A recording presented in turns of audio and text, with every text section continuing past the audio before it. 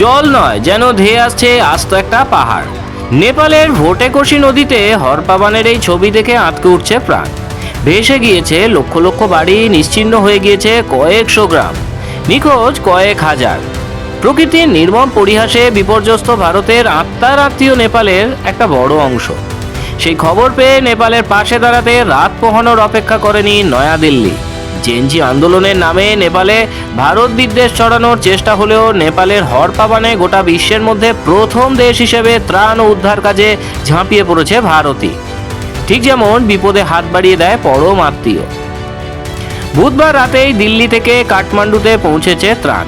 বৃহস্পতিবারও ত্রাণ পাঠানো জারি রেখেছে ভারত। এই বিপর্যয়ে নেপালের পাশে থাকার প্রতিশ্রুতি দিয়েছেন বিদেশমন্ত্রী এস জয়শঙ্কর।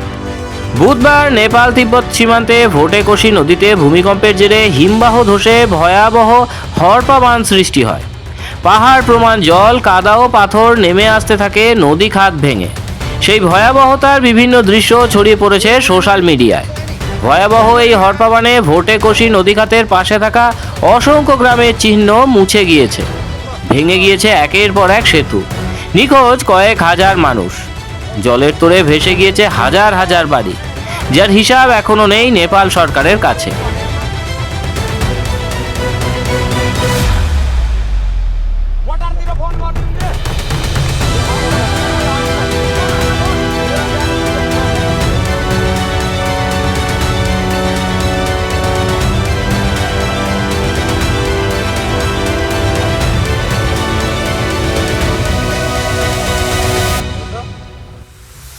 কিন্তু বিপর্যয়ের মধ্যেও আরও একবার উজ্জ্বল হয়ে উঠল ভারত নেপাল আত্মীয়তা। কাঠমান্ডু থেকে বিপর্যয়ের বার্তা পৌঁছানো মাত্রই এক মুহূর্ত অপেক্ষা করেনি নয়াদিল্লি। নেপালের দুর্গত মানুষের কাছে ত্রাণ পৌঁছতে বুধবার বিকেল থেকেই ঝাঁপিয়ে পড়েছে ভারতীয় সেনাবাহিনী। নিয়ম রক্ষার সৌজন্য দেখাতে নয়, পরিবারের সদস্যদের পাশে থাকতে বুধবার রাতেই হিন্দন বিমানবন্দর থেকে আকাশপথে পৌঁছেছে 10 টন ত্রাণ সামগ্রী। নেপালের প্রধানমন্ত্রী বালেন্দ্র শাহকে ফোন করে পাশে থাকার আশ্বাস দিয়েছেন প্রধানমন্ত্রী নরেন্দ্র মোদী। বুঝিয়ে দিয়েছেন বিপর্যয়ের প্রতিটি বাঁকে নেপালি ভাই বোনদের হাত শক্ত করে ধরে আছে ভারত। বৃহস্পতিবারও বিমানে করে নেপালে ত্রাণ সামগ্রী পৌঁছানোর অভিযান জারি রেখেছে নয়াদিল্লি। ভারতের এই নিঃস্বার্থ সহায়তায় স্পষ্ট, সীমান্তের দুপারে হৃদয় স্পন্দন এখনো এক। অথচ বছরখানেক আগে নেপালের তরুণ প্রজন্মকে ঢাল করে নেপালের মাটিতে ভারত বিরোধী বিষ বাষ্প ছড়ানোর চক্রান্ত করেছিল কিছু বিদেশি শক্তি। সোশ্যাল মিডিয়ায় তৈরি হয়েছিল কৃত্রিম বিদ্বেষের আবহ, ভাঙার চেষ্টা হয়েছিল বহু শতাব্দী প্রাচীন আস্থার ভিত। কিন্তু নেপালের শুভবুদ্ধিসম্পন্ন জনগণ সেই ফাঁদে পা দেননি। তাই নেপালে ফের উঠেছে হিন্দু রাষ্ট্র গঠনের দাবি।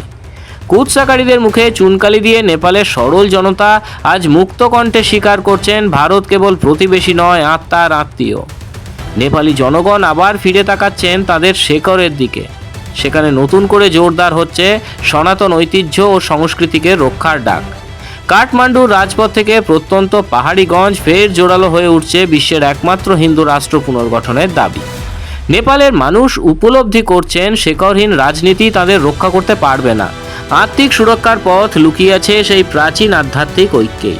পশুপতিনাথ আর কাশী বিশ্বনাথের যে আত্মিক মেলবন্ধন বহু সহস্রাব্দ ধরে অটুট, তাকে কোনো বিদেশি মদতপুষ্ট টুলকির যে টলাতে পারে না, তা আজ প্রমাণিত। জলস্তর হয়তো ধীরে ধীরে নেমে যাবে, কাদা পাথর সরিয়ে আবার ঘুরেও দাঁড়াবে নেপাল, কিন্তু বিপর্যয়ের সাক্ষী থাকবে ভারত নেপাল বন্ধনের। চক্রান্তের মেঘ সরিয়ে আরও একবার প্রমাণিত হলো জলবায়ু রোষ ও কিংবা ভূ রাজনীতির দোলাচল। ভারত ও নেপালের সাংস্কৃতিক, ধর্মীয় এবং আত্মিক মৈত্রী হিমালয়ের মতোই অটল এবং চিরন্তন। নেপালের দুর্গত এলাকার প্রতিটি মানুষের জন্য প্রার্থনা করছি আমরা। তাদের পাশে থাকতে আপনিও আপনার বার্তা জানান কমেন্টে। ব্যুরো রিপোর্ট, মাধ্যম।